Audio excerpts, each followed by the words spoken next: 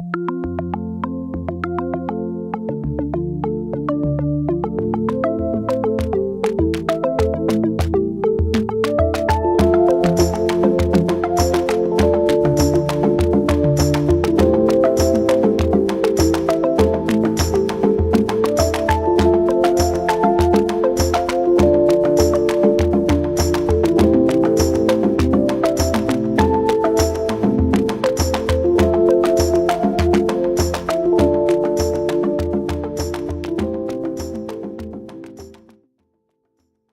byrjaði að hafa áhuga á brjóstakjöf þegar ég var sjálf mamma. Af því að þá datt ég svona inn í nýtt hlutverk, nýjan heim og þurfti svona svolítið að fóta mig í því hlutverki, svona læra hvernig ég ætti að haga mér. Og rannsóknin mín hún byggist á viðtöl við mæður með reynslu af brjóstakjöf. Og þar kemur fram að þetta er félagslegt fyrirbæri, algjörlega. Af því að þrátt fyrir að fólk kannski líti á þetta sem svona afmarkað fyrirbæri, brjóstakjöf, svona í einangrun, að þá komst ég að því, svona þegar ég eftir að ég var mamma, að þetta er í samhengi við svo margt annað í samfélaginu. Við hlutverk kvenna sem mæðra og hvað þýðir það? Þetta er togstreita, einmitt á milli hlutverka, ímyndir af mæðrum, ímyndir af brjóstum, brjóstakjöf. Þannig að þetta er ekki bara brjóstakjöf einangrað.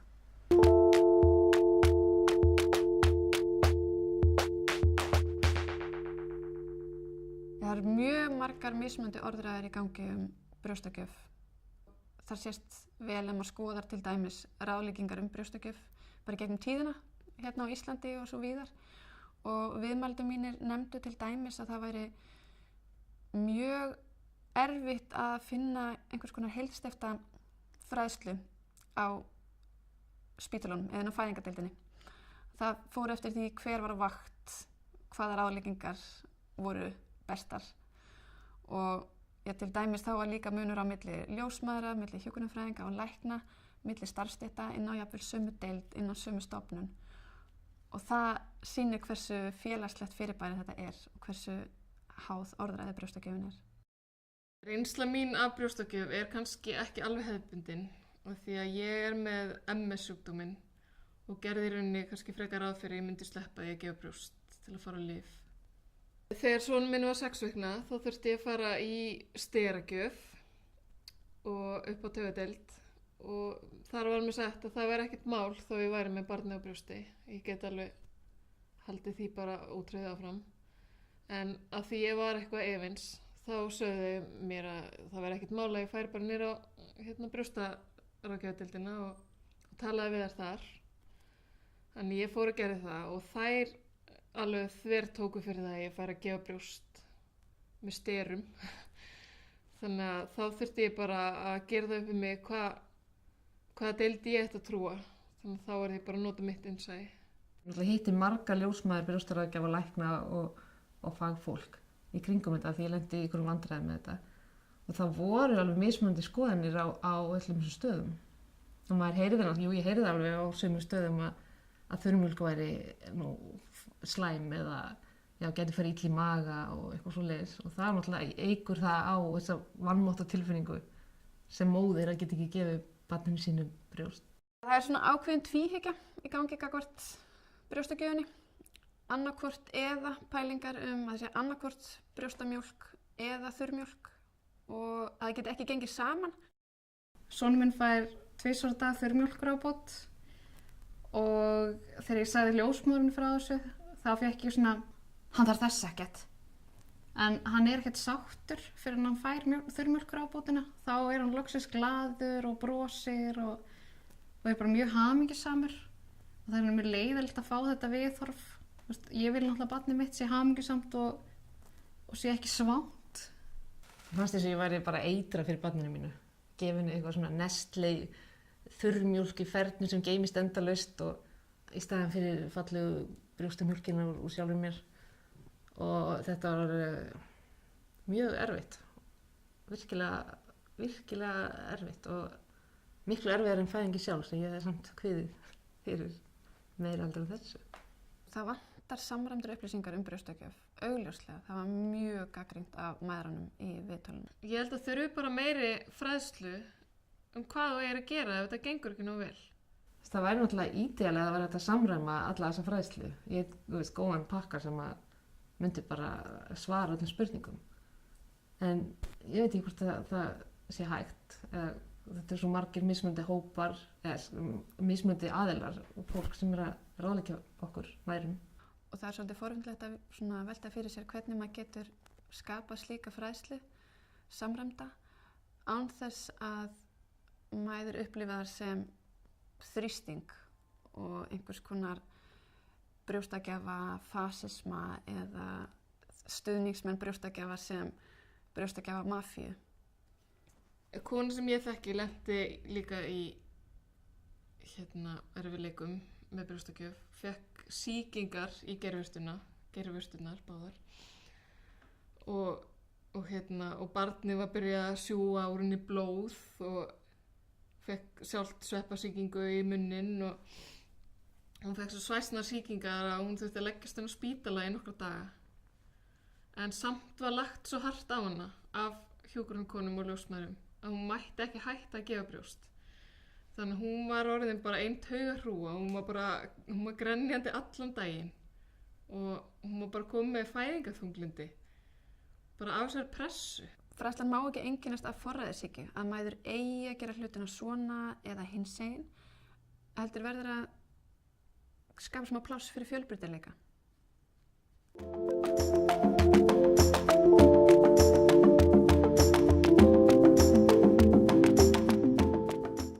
Fyrsta togstreitan sem að ég varð fyrir eftir að ég var mamma og var að hugsa brjóstagjöf, það var varðandi tímalengd.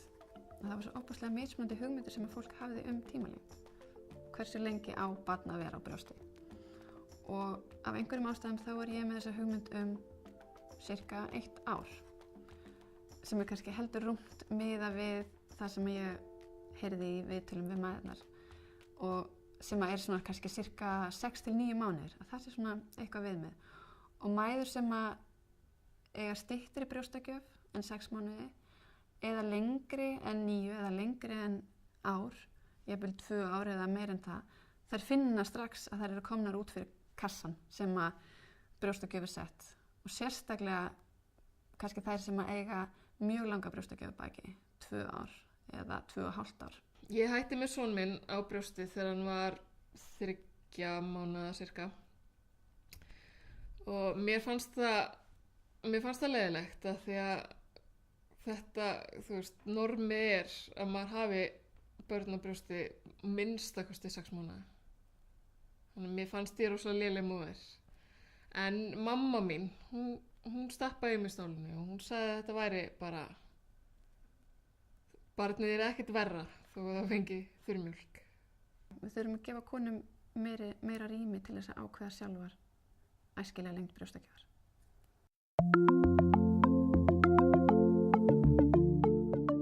Ég þekki stelpu sem þurfti að fara í banka og bíða og hún þurfti að gefa dóttur sinni brjóst. Þannig hún fór og settist í sófa og var með taupleið yfir og var bara að gefa barninu.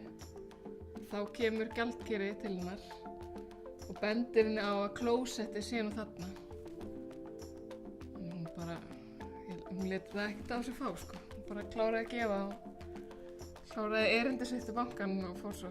Það virðast svona vera viðteknar hugmyndir hvar brjóstagjöf sé leyfð og hvar ekki. Það er ekkert sem að fólk talar endilega sérstaklega en mæður með börn á brjósti, þær finna það strax þegar þær eru ekki velkomnar.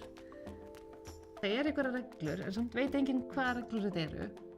En þær eru til, en hvar eru þær? Hvað má ekki? Mér finnst ekkert óþægilegt að sjá aðrar konur gefa brjóst. Þannig ég sé ekki neinum öðrum að það finnst það. Já, ég fletti bara upp um mig hvar sem er og hvenær sem er og mér finnst bara enginn líta einhvern veginn skringilega á mig þegar ég er að gefa brjóst. Við þurfum að gera öll rými að brjóstagjafarýmum og leyfa konum að vera með börn á pela eða brjósti hvar sem er.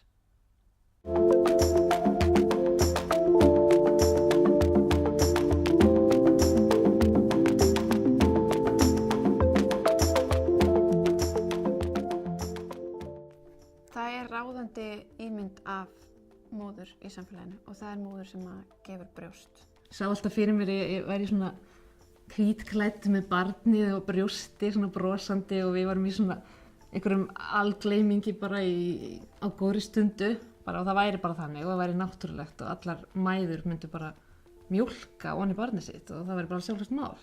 Það er mæður sem að upplifðu brjóstagjöfina á mjög neikvæðan hátt og lendi í miklum erfiðleikum og áttu kannski styttri brjóstagjöf heldur en telst æskilegast. Það er upplifðu mjög hamlandi reynslu fyrir þeirra sjálfsmynd. Á meðan mæðurum sem að gekk vel, þær líta á þetta með mjög jákvæðum augum. Þær líta á reynsluna sem mjög jákvæða fyrir sína sjálfsmynd. Ég held að mæður sem að lenda í erfiðleikum, þær eiga mun erfiðara með því að tala um það og tjá sig við aðra mæður sem sérstaklega kannski þeim sem gengur vel og eiga þá erfiðara með að tjá sig og biðja um ráð. Mér finnst gaman að sýna það að ég geti gefið brjóst. Þetta veitir mér ánægju og mér líður alltaf vel þegar ég gefa barninu mínu brjóst. Þessi ímynd af mjólkandi móður, getur þess að verið bæði valdeflandi og niðurrífandi eftir því hvaða reynslu mæður hafa af brjóstagjöf. Sem að sýnir okkur kannski að við þurfum að víkka þess út þetta hugtak að vera góð móðir, ekki bara steypa þau í þröngan kassa. Konur þurfa að fá að ráða sér sjálfar. Þær þurfa að mega taka ákvarðanir brjóstagjöf sjálfar eftir því hvað henda þeim og þeirra barni best. Fá pláss til þess að vera fyrir utan ramman og við verðum að tala brjóstagjöf. Það verður að skapa meira rými fyrir brjóstagjöf í samfélaginu og veita konum frelsi til þess að vera það sjálfar.